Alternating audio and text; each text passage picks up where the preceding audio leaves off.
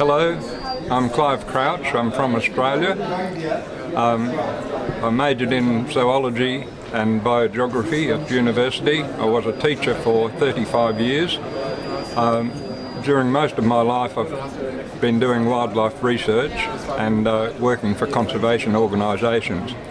12 years ago I retired from teaching and now I'm full-time mainly as a conservation volunteer, working with various conservation groups around the southern part of Australia. I'm also involved with an organisation called Desert Discovery Incorporated, and I'm their resident zoologist. Every second year we organise an expedition into one of Australia's remote deserts where we undertake 3 weeks of environmental research. We work in very closely with the Australian native Aborigines who now have native title on their land, and so we help them develop management plans for their land and help them get grants to do the management they need on their land. We also are involved in young ranger training with the young Aborigines, teaching them how to go out and manage their country, do cyber tracking and various projects like that. I've also been involved for many years with an organisation called Trust for Nature, and they own a number of properties around our state, and I help with the management of those properties, writing management plans, controlling pest animals and weeds, and developing infrastructure where it's needed. Just before Christmas I received an invitation to come to this convention. I thought a mistake had been made because I couldn't understand why I would have been invited.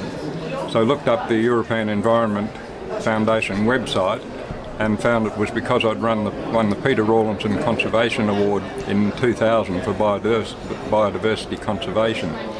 So my friends and family said, you've got to go. So this is my first trip out of Australia. I'm 73 years of age, never thought I'd ever travel overseas, but this was just too wonderful an opportunity to miss. So here I am and I'm thoroughly enjoying it. As Christina said, I'm from Australia. I majored in zoology and biogeography at the University of New England. I've had a lifetime interest in Australian wildlife. And in the year 2000, I was invited to go on a trip to the Great Victoria Desert with an organisation called Desert Discovery Incorporated. It's a not-for-profit organisation, and every second year it organises a 3-week environmental research project in one of the remote inland deserts of Australia. It began in 1996 when 4 friends who loved 4-wheel driving in remote areas were asked to provide logistical support to a scientist from the Western Australian University. And so they went and helped with a scientific project out in the Great Sandy Desert in the northwest of Australia. So many people wanted to enjoy that experience that the 4 people decided they would form a not-for-profit organisation and incorporate it. So their first real desert discovery project was in 1998. Then in the year 2000, I was invited to go as their zoologist, and I went with 2 friends who were botanists. And rather than just going for a desert experience, it added a scientific element to their expedition. And with me finding the small mammals and the small reptiles that most people would never see, because once you get into the desert regions, everything is, not everything, but a lot of things are very small, very cryptic and nocturnal. And so you can go into the desert and think there's nothing there, whereas it's actually a treasure trove of wildlife.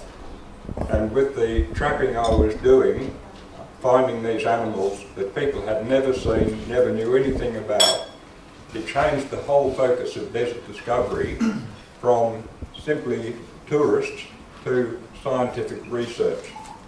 So I've been fortunate to have been the resident zoologist for Desert Discovery ever since. We have travelled to many of the deserts in Australia, Australia is a vast continent covering more than 7.6 million square kilometres. 13% of Australia is desert and 33% is semi-arid, almost desert. Most of the inland deserts in Australia are now owned by the traditional owners, the Indigenous Aboriginal people. For a long time they were displaced off their land. Then many years ago, one of their famous members, Eddie Mabo, took to the High Court of Australia to prove that Australia was not occupied when Europeans arrived. It was classed as terra nullius, unoccupied country, and so the British Empire claimed it as their own, where these people had been living there for 60 million years, 60,000 years, and it was their country. And so the land was handed back to them under native title agreement. So now we are the guests on their land. So we work very closely with the traditional owners to go out and help them with the understanding of what is present on their country, what is there, in what numbers, where does it live, what is its requirements for continued survival, so we can provide the science for them and then help them with development of management plans.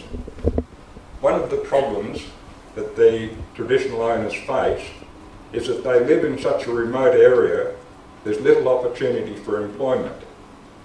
So they have settlements, communities, they have schools, but there's really no opportunity for employment. So what has happened now is, particularly through the work at Desert Discovery, we have been able to help them access funding to actually be paid to go back and manage their land in their traditional way. And also we have helped them develop a Young Rangers training program where young people can now go out, get experience in managing their country. We have taught them a technique called cyber tracking, where we provide them with a little palm computer with illustrations of kangaroos, emus, goannas, hopping mice, various things.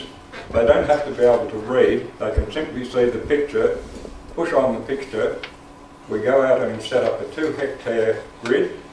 We do a 20-minute survey and they identify what is living in the 2 hectares by the tracks in the sand.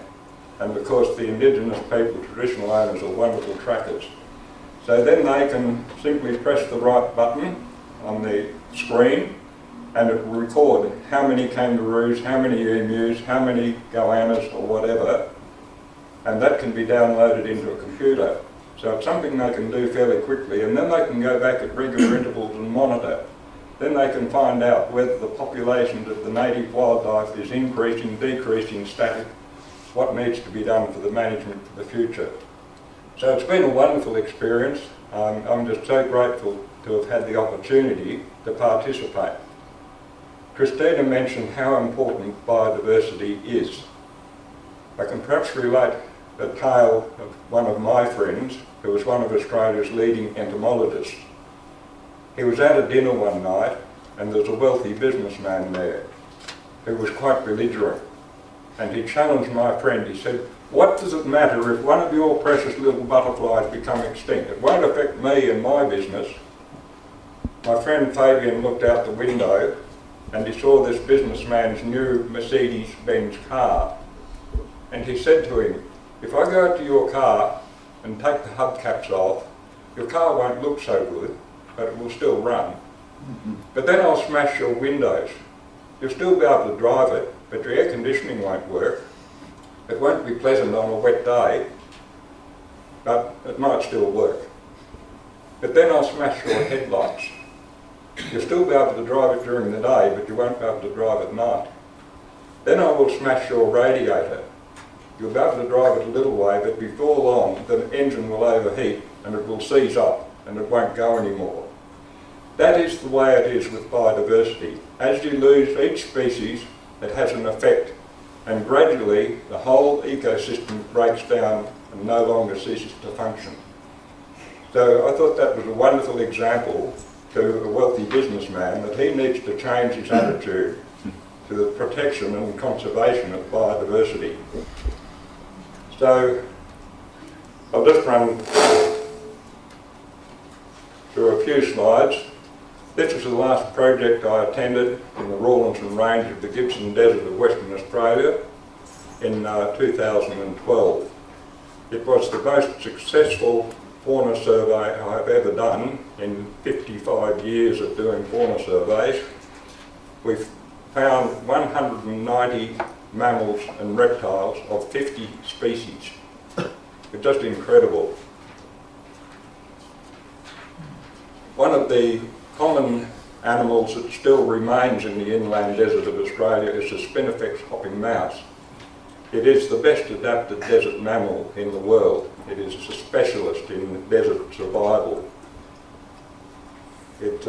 Many of these small mammals have gone from Central Australia because Europeans introduced the red fox. The red fox has wiped out just about everything in what we call the critical weight range between 50 grams and 5 kilograms. So all of the small members of the kangaroo family, the bandicoots and things like that have pretty much disappeared. But because the hopping mouse is less than 50 grams in weight, the foxes don't seem to bother it. We get an amazing array of reptiles, and this is one of my favourites, the thorny devil. But when we were working in the Great Victoria Desert, that has the greatest diversity of reptiles of any place in the world. Over 135 species of reptiles just found in the one desert. Absolutely amazing. And in that project, we're very close to the Laureates community. We had students from the primary school and the secondary school come out and help us. They were very interested to learn how we undertook fauna survey there in their country. They were just marvellous people to work with, and as we said, we were helping the young rangers develop their cyber tracking techniques. So it's been a wonderful experience. I think I've had the most fortunate life that it's possible to have. And just in conclusion, my father's motto was, don't criticise unless you can offer a better alternative. That is what I have tried to live by. We hear so many people complaining about what things are wrong, but there's no good complaining. You've got to find a solution to the problem. So if you can offer a better alternative, you can solve that problem. Thank you to the European Environment Foundation for this wonderful opportunity to attend such a prestigious event. I had never travelled outside Australia before. I didn't think I ever would. When the invitation came to attend, I thought they must have made a mistake. I looked up their website and saw it was because I'd won the Peter Rawlinson Conservation Award. My family and my friends said, you've got to go, you've got to go, you've got to go. So here I am, and thank you.